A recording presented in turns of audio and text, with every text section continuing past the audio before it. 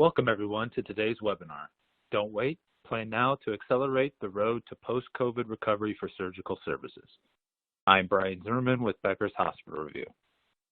We'll begin today's webinar with a presentation and we'll have time at the end of the hour for a question and answer session. You can submit any questions you have throughout the webinar by typing them into the Q&A box you see on your screen. We're looking forward to hearing your questions. Today's session is being recorded and will be available after the event. You can use the same link you used to log into today's webinar to access the recording. At this time, I'm pleased to introduce our presenters for today's webinar. Jeffrey Peters is the CEO of Surgical Directions. He has led the operational, clinical, and financial improvement of over 500 hospitals across the country. Jeff is an experienced healthcare business strategist with more than 25 years of experience collaborating with physicians and hospital executives. Leslie Basham is the president and COO of Surgical Directions. Leslie has delivered billions of dollars of value to healthcare organizations across her 20-year career, generating 10 times returns on investment. She focuses on patient access, process improvement, clinician productivity, consumer engagement, and health innovation. At this time, I'm pleased to turn the floor over to Leslie to begin today's presentation. Thank you, Brian. Some of you may already be familiar with Surgical Directions. For those of you who are not, I'll spend just 30 seconds or so on who we are. So Surgical Directions is a leading healthcare solutions company that focuses on driving financial and organizational results for hospitals, ambulatory surgery centers, and physician groups. We typically generate around 10 times return on fees and provide consulting, leadership placement, and digital products for surgical services and OB departments. So with that background, let's move to today's objectives. So we have 3 objectives we want to accomplish during this time. The first is to talk about how COVID-19 has affected surgical services from a financial perspective, but also organizational and operational, and how healthcare providers, including hospitals, ASCs, physician management groups, can respond. So the second point is, what are those immediate solutions that we should be thinking about and that you can implement to compensate for the lost revenue? And we'll end with what you can do to plan for and recover as elective cases are able to be scheduled again, and what are the considerations around that. As Brian mentioned, please feel free to type in your questions and we'll leave time at the very end to address those. So the COVID-19 crisis has had a serious impact, and I'm sure by the fact that you all have joined this webinar, you're clearly aware of that impact. So while ICUs and other departments are struggling to keep up with the COVID-19 impact and the clinicians are on the front lines, there's other parts of the hospital that are slower.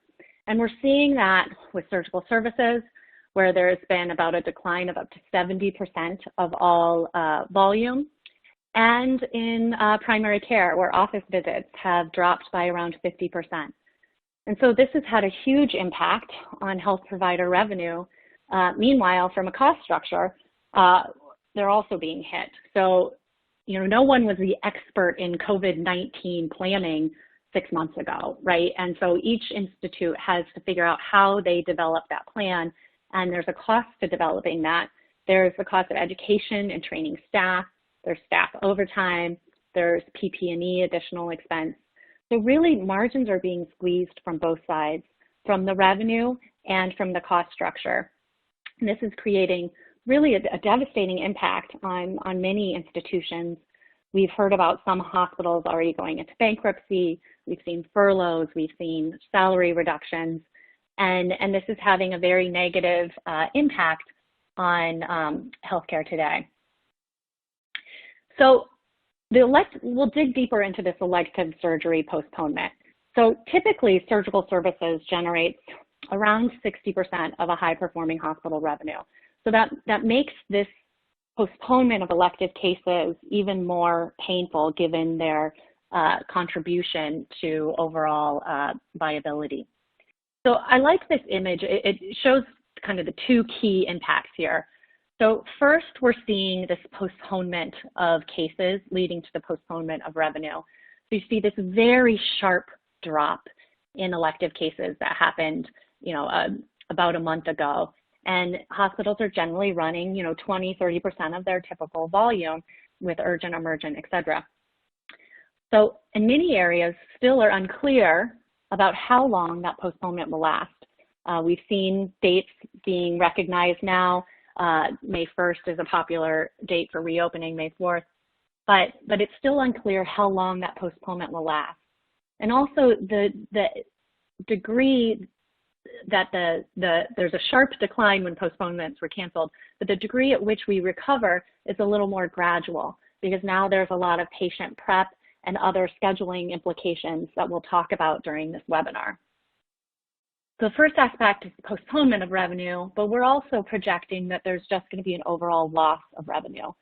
So not all of these cases are going to come back to the institution that originally thought that they would occur at. And we'll dig deeper into that in the next slide. If you look at this inverted triangle here, so many cases will come back, and we're projecting, about 80% of those cases will come back to your facility. But the other 20% or so will be lost, and we're attributing this to multiple factors here. So one, unemployment is at record levels, right? So many of the patients will have lost their insurance, so therefore lost their ability to pay for that, or they move to the exchange or move to a higher deductible health plan where they no longer have the funds to pay for the patient pay portion of the surgery. We're also seeing surgeries that the patient felt were so urgent, they sought a different facility to seek their care, and so they may not return to your own facility at that point. And then also it's compounded by the fact that people right now are uncomfortable. They're anxious.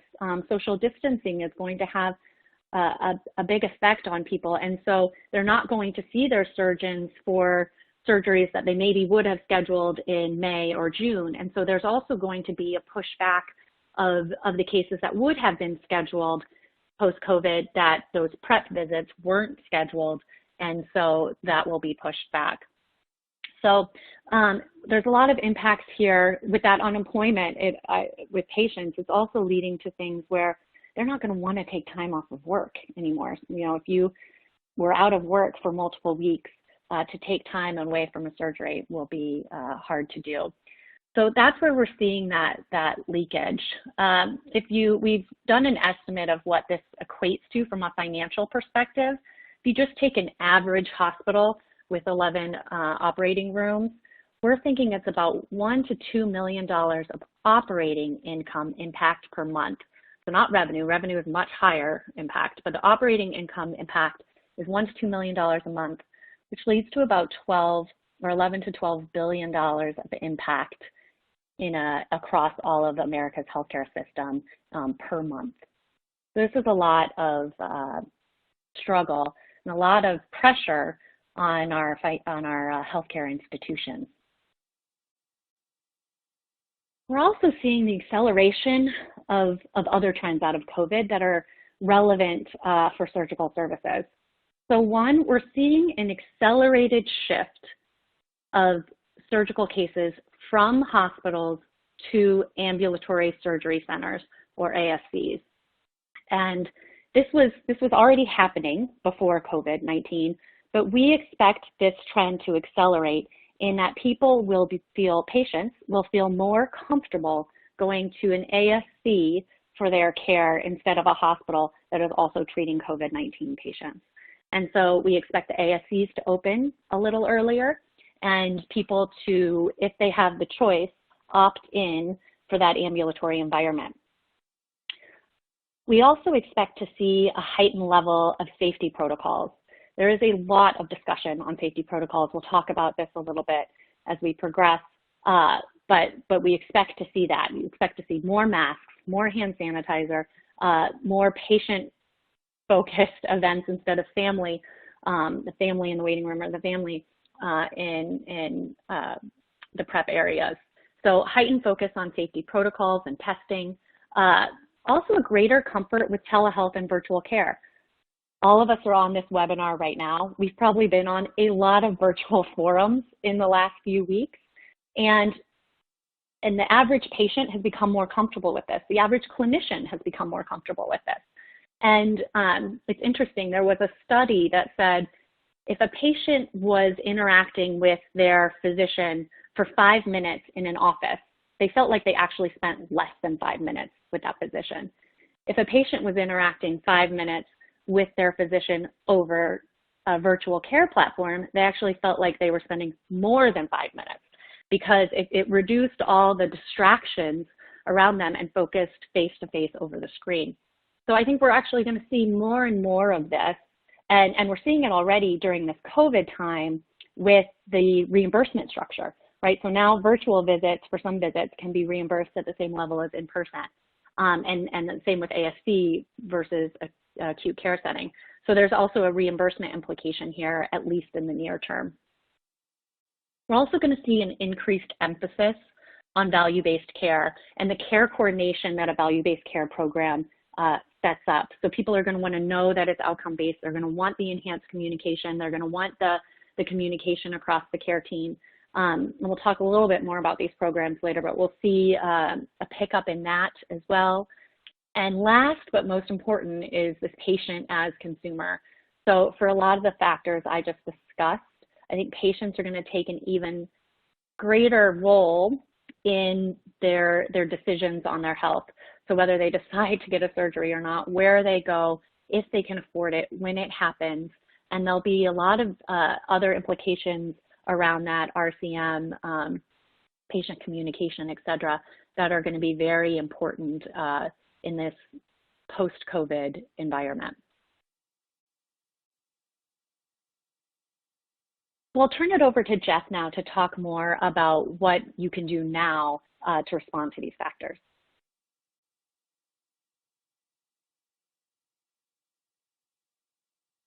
Jeff? Hi, thank you, Leslie. It helps to go off mute. As Leslie said, we're really in an incredible period for healthcare providers. We've never been more challenged in terms of helping our country deal with the pandemic, yet at the same time, we've seen a 60% drop in most hospitals' financial performance, and you can't pick up the newspaper any day not talking about the layoffs within healthcare. And we're also challenged because of just the high unemployment rate. So what can we do as healthcare providers in the midst of this crisis? And what we're going to spend a little time on now is to talk about the funding that's available to all healthcare providers who are helping to deal with this crisis and have seen a deferral of revenue. And then after we talk about that, we'll spend a little time about what you can do to sort of handle the influx of surgical cases after the COVID-19 crisis has subsided, at least temporarily. As part of the Stimulus Act, the CARES Act, there's been specific funds that have been made available to healthcare providers. Hopefully, the House will pass the extension of the CARES Act today, which they're expected to do this afternoon, and the President has indicated that he will sign the legislation. As part of that, there's $175 billion allocated to a fund that's called the Public Health and Social Services Emergency Fund. This is meant to compensate healthcare providers who have lost revenue because of the COVID crisis, and also help to compensate for the increase in expenses and level of care they've been expected to provide. It's available to hospitals, ambulatory care centers, private physicians, and group practices. Part of that has already been distributed, about $30 billion, that was distributed based upon a provider's Medicare fee-for-service payments and what proportion of those payments they had for all of payments that were issued in 2019. There's also going to be an additional $20 billion distributed early next week, and that is primarily geared towards hospitals.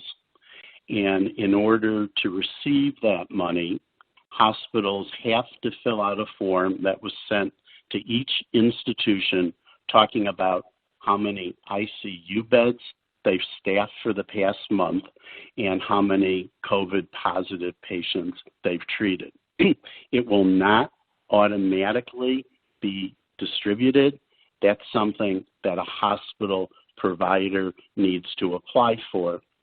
What they will also use that information to do is to distribute money to organizations that are caring for a high incidence of COVID-19 patients, where there's been hotspots, clearly Detroit, New York, New Jersey.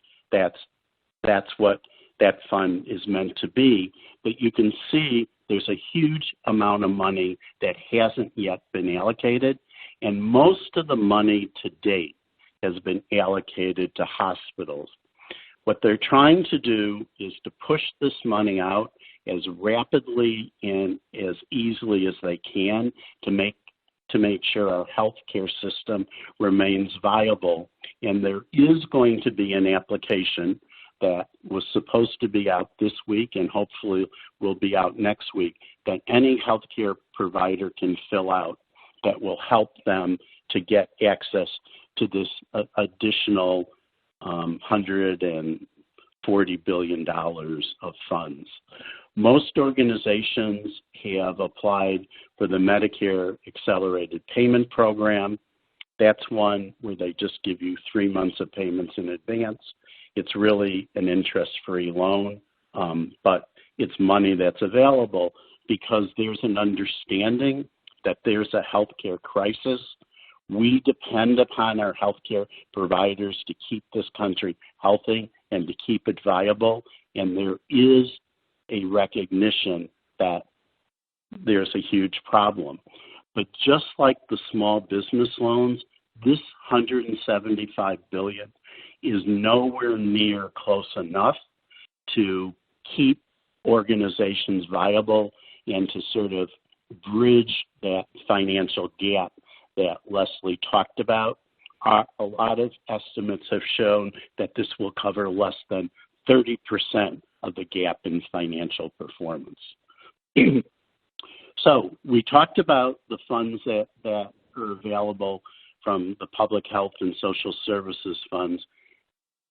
Part of what you need to do if you've already gotten funds through the Medicare fee-for-service distribution or getting ready to apply for funds in the next allocation that should come out over the next week or so, is you need to begin to track how those funds are justified, because at the end of each quarter, every organization is expected to fill out a form attesting to what the money went to.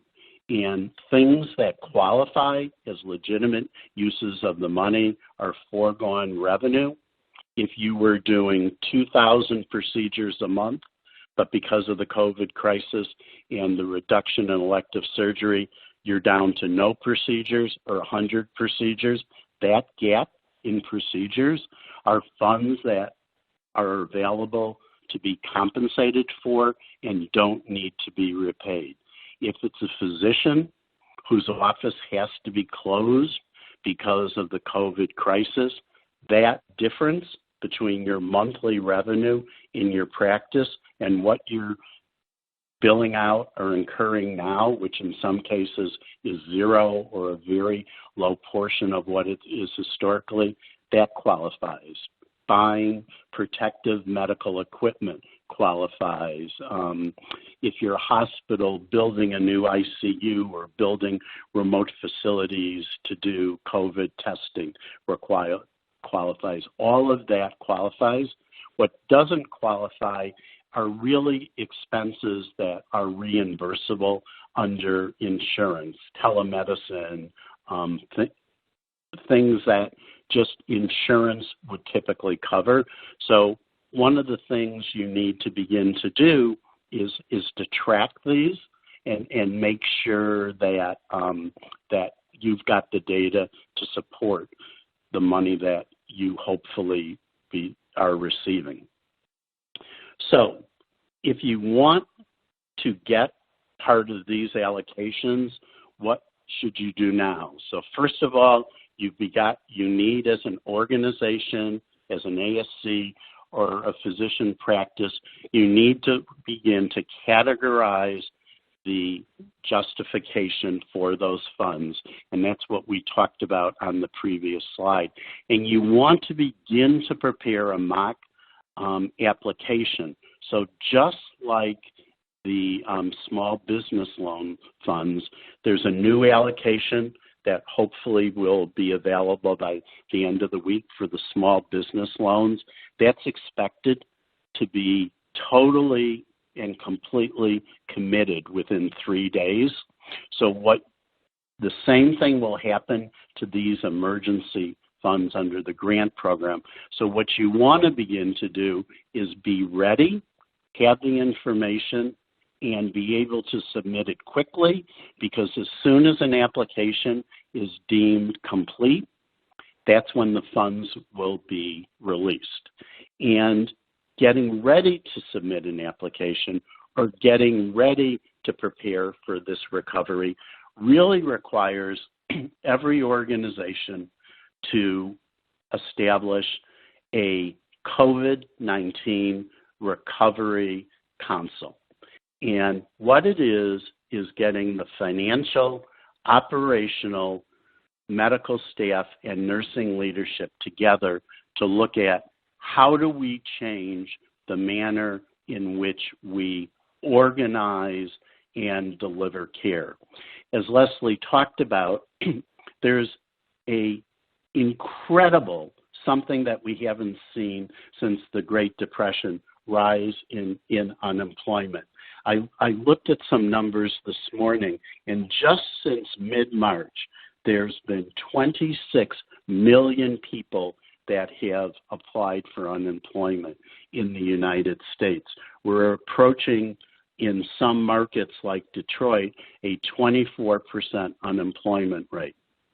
If we're going to continue to provide care for patients, and if we're going to do elective surgery, we've got patients that are unemployed, we've got family members unemployed, they've lost income, and that even people that have jobs are very nervous about taking time off from work to get care. So one of the things that we need to evaluate as an organization is, what are our out-of-pocket sort of expectations of our patients? And should we loosen those in order to recover the surgery, recover the volume? And that's an individual decision each provider needs to make. But again, getting out-of-pocket payments from many people in the United States is going to be difficult. Before this crisis started, 40% of all the people in the United States could not write a check unexpectedly for $500. We can expect that 40% to be much greater than 50%. So we want to look at our financial policies.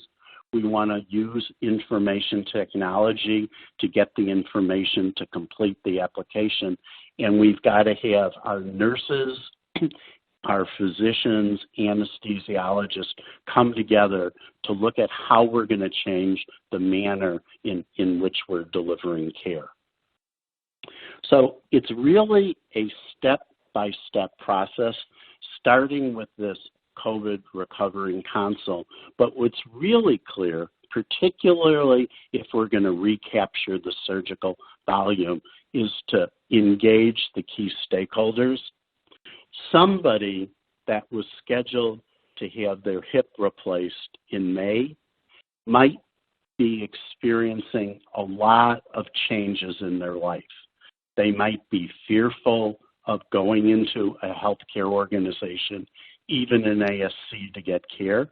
So part of what's required to sort of get our system restarted is physicians, schedulers in physicians' offices communicating with the patient to talk to them about when we're going to reopen, what it's going to be like, are they still comfortable having surgery, and if they've got concerns, we've got to listen to those concerns because they're real and address them and assure them that we are doing everything possible to make it a safe environment for them to get care, and it's not going to end when their surgery ends.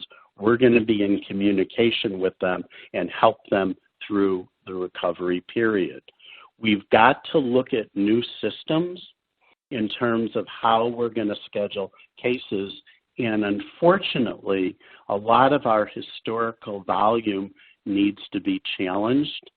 There's a different process to intubate a patient for surgery than there was post-COVID.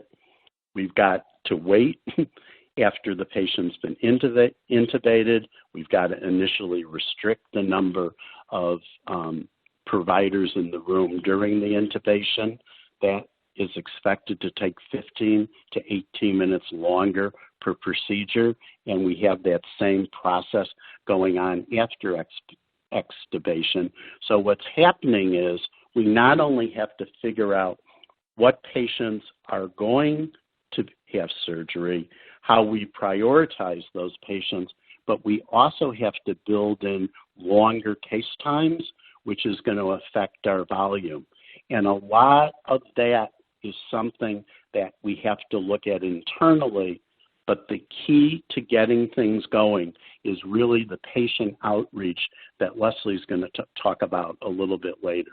So Leslie, I think I'll turn it over to you to talk about this recovery process. Great, thank you, Jeff. So as many of you have probably noticed, and as Jeff alluded to, there is a ton of information out there. There are a ton of different things to consider. And often it's, conflicting or different, or how do we organize all of this information that we need to be thinking about in order to efficiently and safely retain or reschedule our elective cases. So with that, we developed the 6 Ps framework that governance council that Jeff talked about should be using as you develop your recovery plan. The first P is actually developing the plan. So setting up that governance committee, factoring in what are your goals, right? Some hospitals may say, we want as many elective cases in as we safely can do in as short a period we can do. Therefore, we're going to run 12-hour shifts. We're going to do super Saturdays. We're going to do super Sundays, whatever that is. Or other institutions may say, you know what, we don't have the resources to run extended hours or too extended of hours, weekend hours. Instead, we're going to, have this goal and do it over a longer period of time, but less expensive. So you need to understand what is your strategy, what is your plan, and know that so that you can design around that plan. You also need to know case prioritization, which cases are getting on first. We'll talk a little bit about that. So have your plan, and within this plan, communicate your plan. The next P is policy, and Jeff touched on a lot of the CARES Act. So there is a lot going on in this arena, and things changing every single day. And so the policy informs the plan, and the plan responds to the policy. But know what is out there from the stimulus package. Know what you need to track and measure, and also know what the changes are in reimbursements. Like I mentioned, virtual care has higher reimbursement right now, and know what are the regulations or the safety standards. What is a COVID safe environment? So be very conscious about the policy impacts of this time. Also think about then the procedures.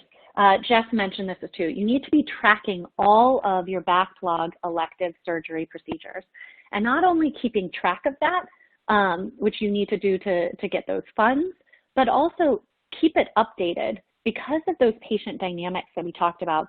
A lot of people who were going to see have a procedure done are no longer there. So you may have a list that shows, 1,000 cases that are in backlog, when in truth, it's now only 800.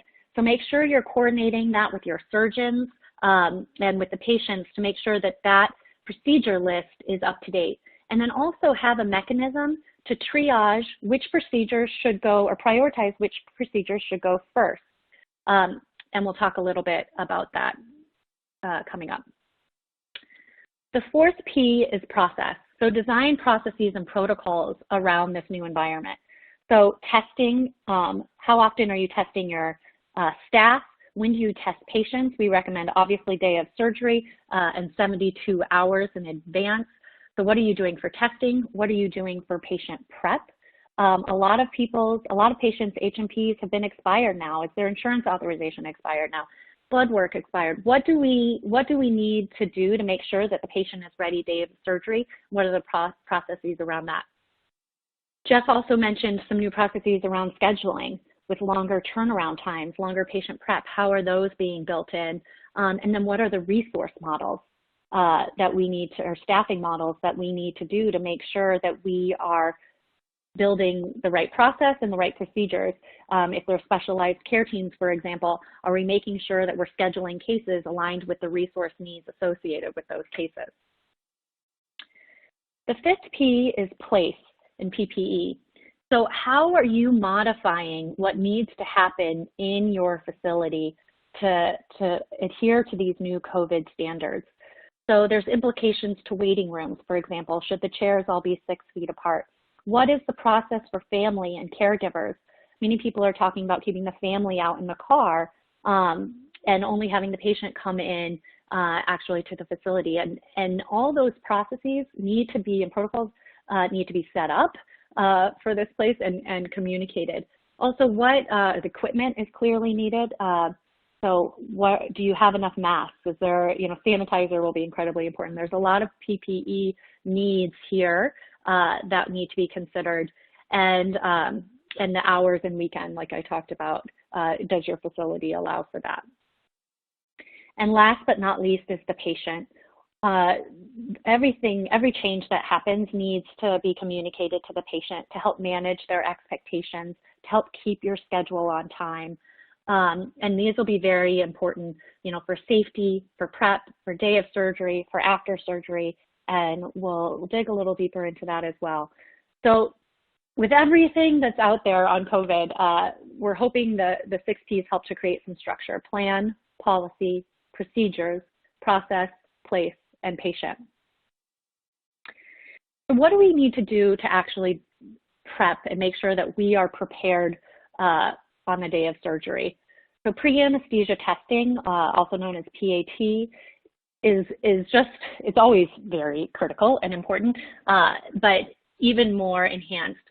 What is the checklist? Are we making sure that we're doing that testing, we're doing the testing the day of surgery, that there's enough time for PAT, and that we're doing testing at least 72 hours in advance? So we want to make sure that that is happening in a timely fashion for each of those folks. And you're leveraging virtual help if needed, if it makes sense for that person, to try to get more in, because as soon as you are allowed to do elective cases is not the day you want to start making sure that your patients are prepped and they have their H&Ps, right? You want to get ahead of that so that you're not getting at least that 3-day lag. Critical stakeholder obviously is the surgeons. How many hours are they going to work? What are the hours they're going to work? What is their patient status? How do they want to design their schedule? Clearly, they're a critical part in making sure that patients are prepped. Enhanced recovery after surgery and peri-op surgical home clinicians, as I mentioned, the value-based care world, this impacts how they do their processes, and they need to be aware of the different changes and patient preparation associated with their protocols. Schedulers will be incredibly important, so want to make sure we communicate with them, as well as finance and revenue cycle. think it's, you know, Jeff talked a little bit about this already, but how are we making sure that patients understand the expectations of their surgery before surgery so that we get a clear understanding on and higher likelihood to pay? There's a lot of other areas to consider. We highlighted a couple of them. Central sterile processing is critically important, right? Everything needs to be sterilized. Do we have enough supplies from material management to do the caseload that we're projecting? Are the other healthcare providers like physical therapy, home health, are they in the loop and communicated with? And if we do things like extended hours and patient prep, do we have, you know, is the IT group aware, the other service functions aware and functioning to make sure that we're prepared on the day of surgery? So let's talk more about that scheduling and how we actually can design this new schedule. So there's a few tools out there that can do this in an automated fashion.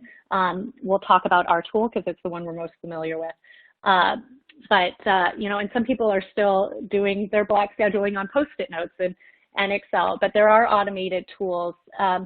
What we recommend, this is going to be a very iterative process because we're not, you know, you can project what's going to happen, but in reality, we may see a difference in turnaround times or case times now because of these new protocols. So we want to stay agile.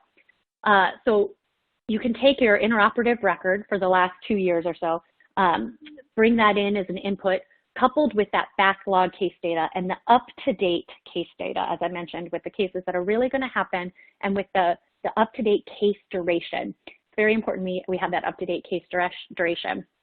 And we also take into account your surgeon block assignment as it stands today.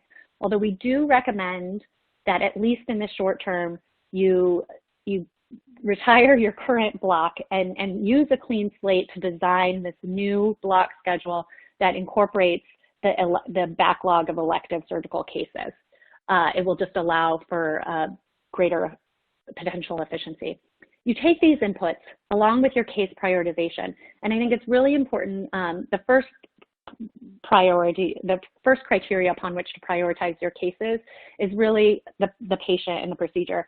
So if your patient's health will decline if the procedure is postponed any longer, those cases should be prioritized, right? So thinking about the health of your patient and the urgency of that case, even the urgency of that elective case, to prioritize those first. And there's a lot of other dynamics that should be considered, but have a very clear prioritization system so that it's also transparent to avoid, you know, why is that person's case on and not mine, et cetera. And your governance committee can help bring that through. So you bring all those pieces together and you're able to develop these forecasting analytics. You'll understand what's the surgeon scorecard for a group or for an individual surgeon. And through that, you will get a block schedule.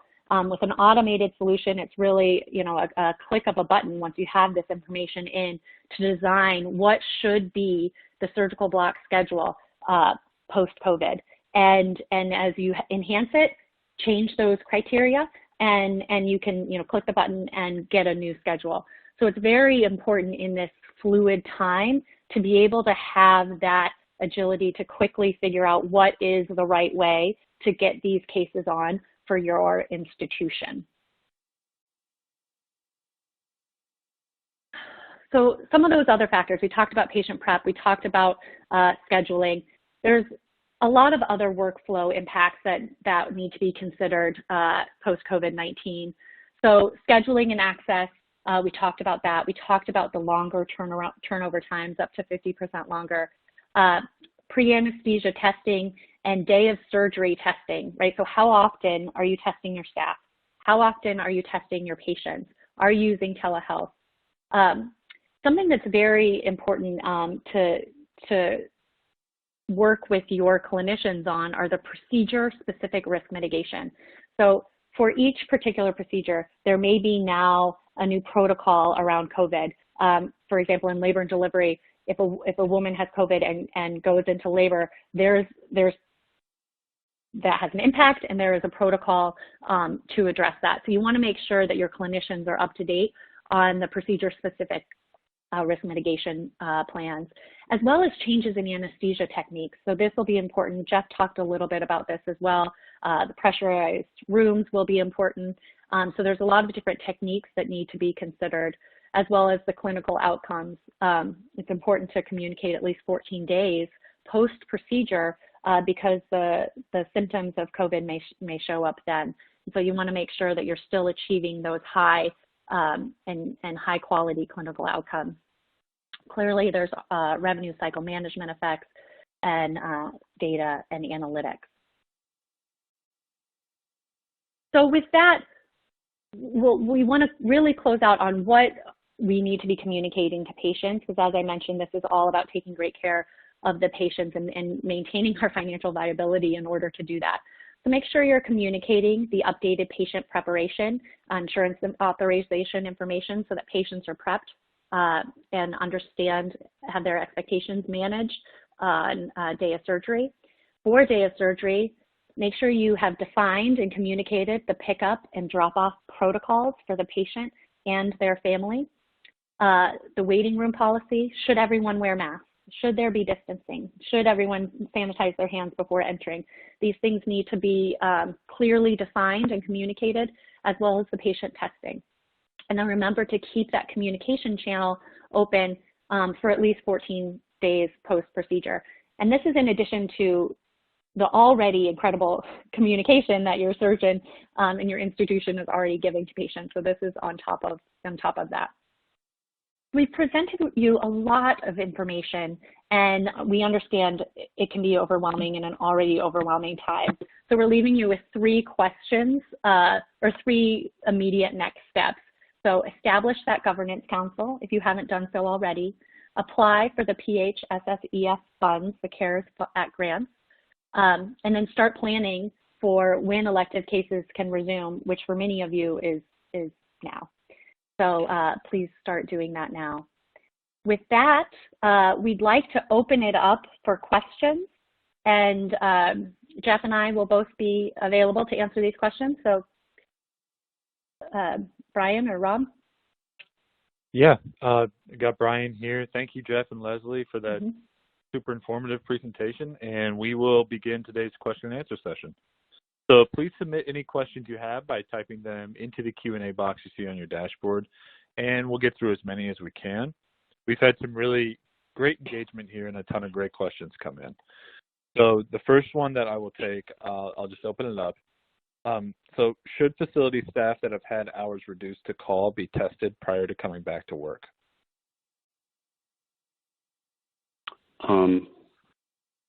This is Jeff. I can answer that. So, Brian, as I understand the question is, should staff be tested prior to coming back to work?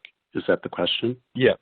Yeah, I believe that's what the attendee said there. Yep. Yeah. So I think our first obligation of healthcare providers is the safety of our employees and the safety of our patients. And particularly when we're talking about surgery, which we tried to focus on, that I think there's general consensus from the American College of Surgeons, the ASA, and the American Association of Operating Room Nurses that employees in the perioperative area should be tested at least once a week.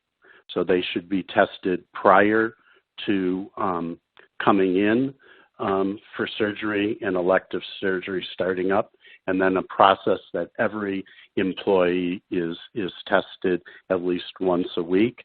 What there's also a recommendation of is that every employee and every visitor's temperature be taken every day upon entering the facility, and they be questioned as to whether or not they have any signs of COVID. So I think what we're trying to do is establish mechanisms to have a safest environment as we can for our staff and our patients.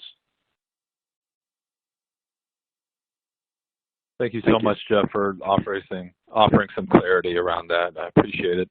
And so, again, we've had a ton of great questions come in. The next one we'll take is the attendee asks is, if case shift is expected to the ASC, how would you suggest they be able to secure appropriate quality and quantity of PPE PPE since the hospitals still have those needs? Yeah, that's a very challenging question. So it depends on the type of ASC, whether it's an HOPD co-owned by the hospital or independent. If it's co-owned, I think you go to your administration and talk about that balance. If you're independent, I think it's really working with your vendors to ensure that. I think right now the priority, right, is making sure we have enough PPE for COVID patients, and that will, I think, be the priority for the near term. And so elective cases will be secondary priority compared to that. Jeff, I don't know if you have anything to add.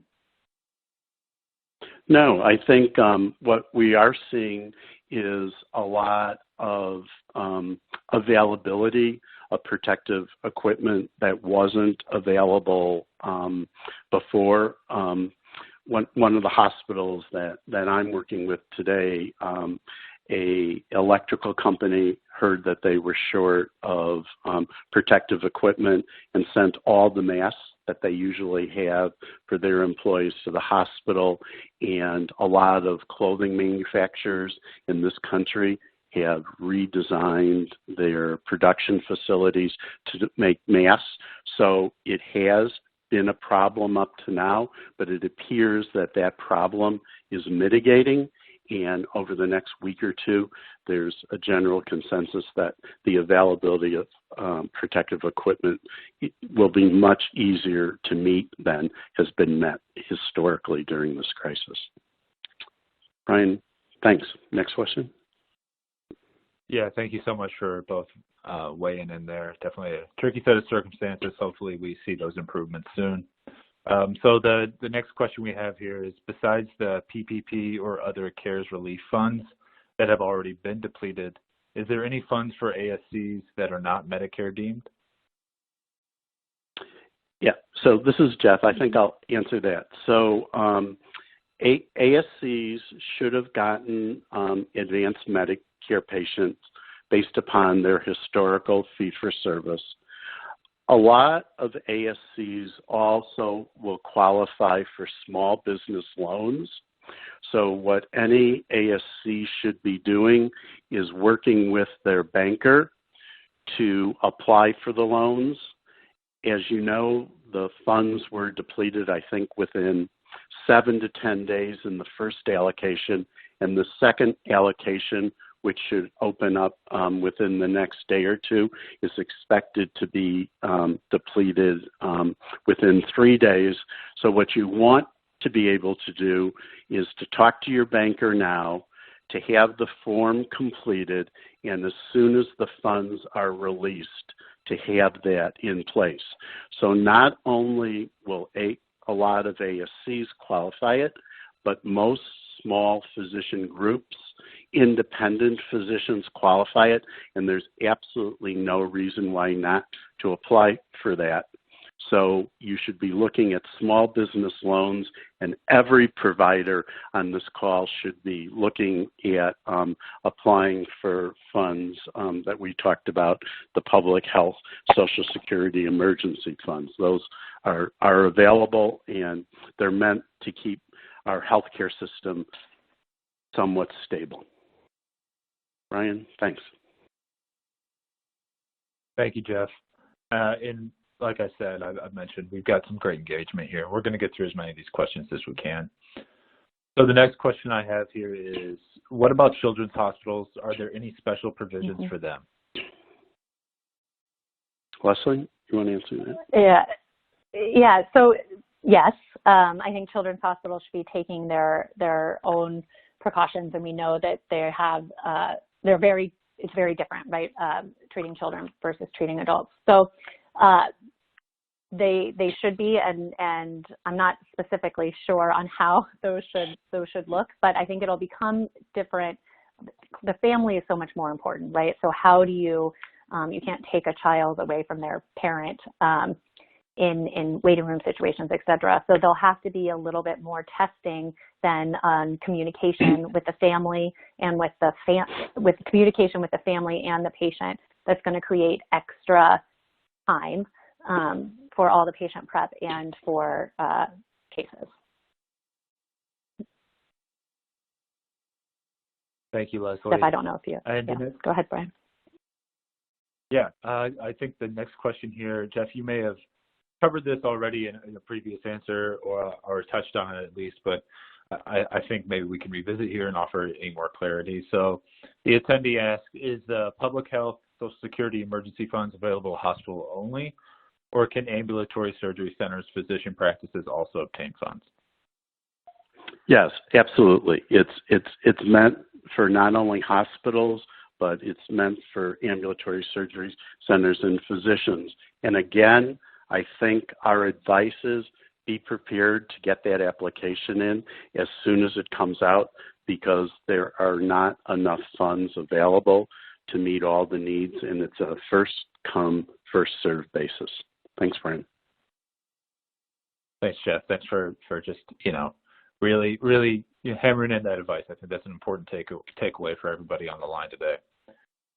So the next question I have here is, can you get reimbursed for volume that was foregone by may return deferred? How do you prove this? I think I'll just rephrase that one more time. So can you get reimbursed for volume that was foregone but may return has been deferred, and how do you prove this? Absolutely. It's specifically stated in the Act that volume that had to be deferred is reimbursable, and the easiest way to track that is look at what your historical monthly volume and monthly revenue has been for an ASC or for surgery within a hospital, the amount of cases, the revenue for surgery. For a physician practice, how many patient visits did we normally have? How much revenue did we get from our office in surgery? And by documenting the change between your historical volume and revenue and what it has declined to during this crisis, that's a legitimate expense to be reimbursed under the grant. And under the grant, you do not have to pay back that money. It's meant to help keep healthcare providers financially stable. Thanks, Brian. Thank you, Jeff, and I appreciate that clarity there. And I'm gonna ask you to shine a little more clarity on the emergency funds. So the attendee asked, how do we obtain the PHSSEF applications? That is a question that every healthcare provider has been asking since the grant came out. They are trying to get a vendor to help them develop the application and process it. So it's really paying attention to just public sources that'll make it available. Becker's, I can tell you, is tracking this application, and as soon as the application is available, Becker's will make every reader of Becker's aware of it electronically, and we've also been working with Becker's to make sure that they get the notification out. So I think you need to pay attention to communication from HHS, but I can assure you that Becker's will inform their entire sort of readership within 24 hours of the application being available. Thanks, Brian. Yeah, absolutely. Just to echo that, I know we've got a bunch of news hounds in our newsrooms just waiting for that news to drop. So checking for that every morning, definitely. So the next question I have here is, do you have any automated tools you would recommend? Yes, so I think automated tools help just to keep agile and flexible during this uncertain time. So there are multiple tools out there. As I mentioned, ours is the one that we're most familiar with. So Surgical Directions has automated tools to track efficiency, to track scheduling, to design nurse and anesthesia staffing models to adjust to the new block schedule. So those are the ones we're most familiar with. But I think to have those is extremely helpful just to be able to respond to these changes in the market. Thank you, Leslie.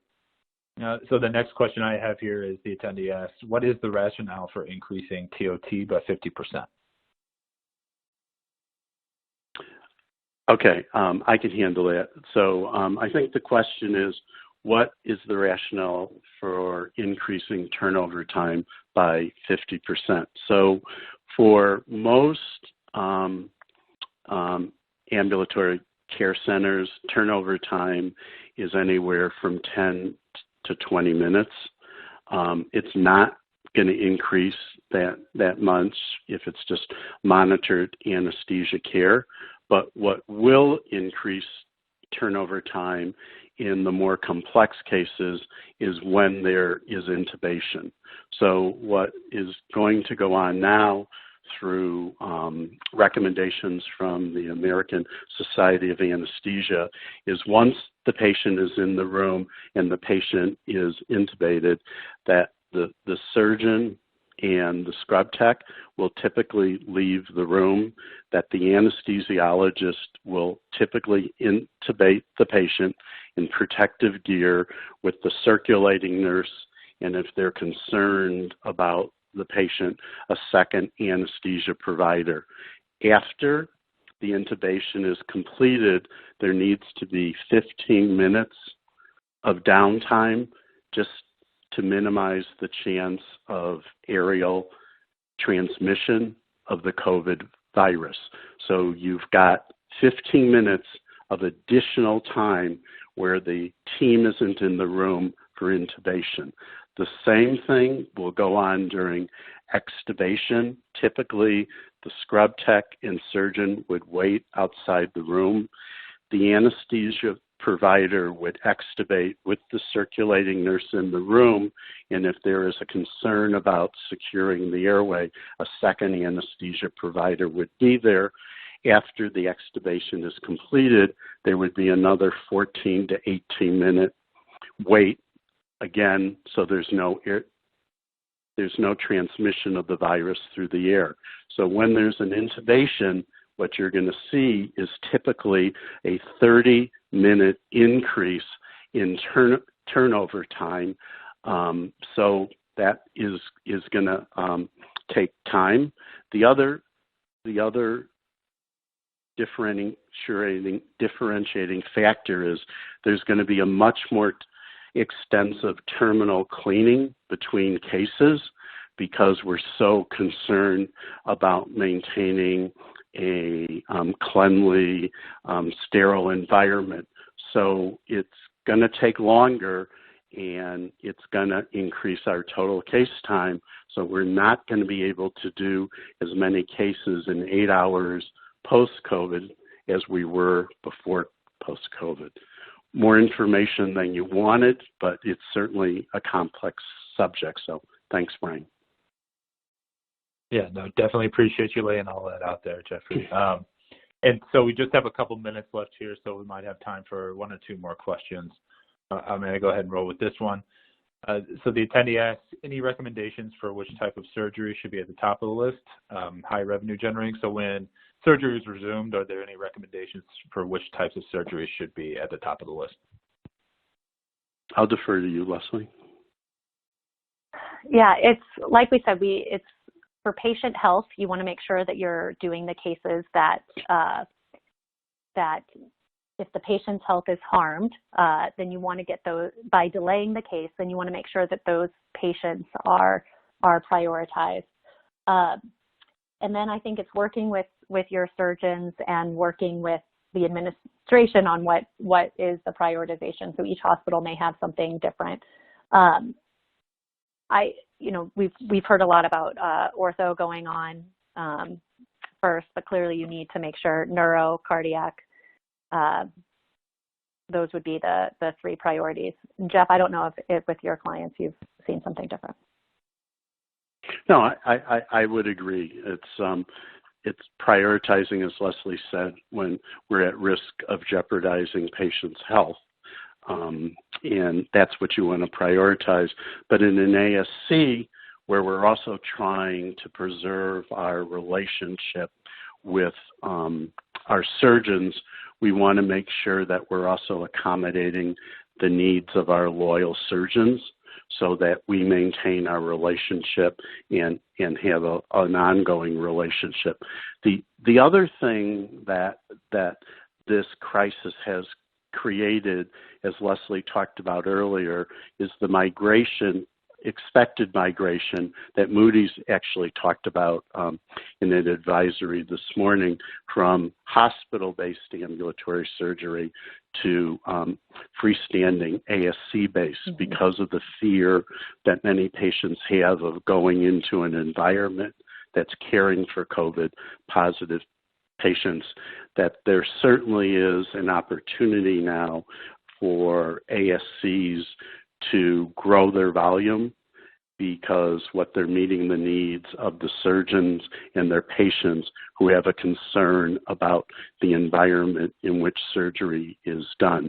So this offers tremendous sort of challenges for hospitals where all of their ambulatory surgery is done within the main facility, but certainly offers opportunities for hospital freestanding ASCs or other physician-owned ASCs. Thanks, Brian. Thank you so much. And we are at time, and we weren't able to get through all the questions, but just to let everyone know, we will be reaching out to follow up through email to address those. We are out of time, but Jeff and Leslie, any final thoughts, final words you'd like to leave our listeners with today? We just want to thank all of you, especially the healthcare providers who are on the call, for what you're doing to protect our patients, protect our community right now. We appreciate that. I know there were also a lot of requests about the material, so we can make this material available. Please reach out to us, and we will forward you the material, and we can get it to you. Yeah, as one of our colleagues says, it's very easy to lead when things are going well and there's no challenges. This is the time that everybody on this call is really demonstrating their ability to show great leadership. And I think on behalf of everybody in America, we just really thank you for what you have done to help us as a country get through this crisis. You're really going beyond any expectations. So I think everybody has a great sense of satisfaction with how the healthcare community has stepped up. On behalf of Becker's Healthcare, I want to thank you, Jeff and Leslie, for being here today, sharing this information with our listeners, and tackling all of those questions. And I also want to thank Surgical Directions for sponsoring today's webinar. I hope everyone has a great rest of their day, and stay safe out there. We look forward to having you join us for future webinars. Thank you, Brian.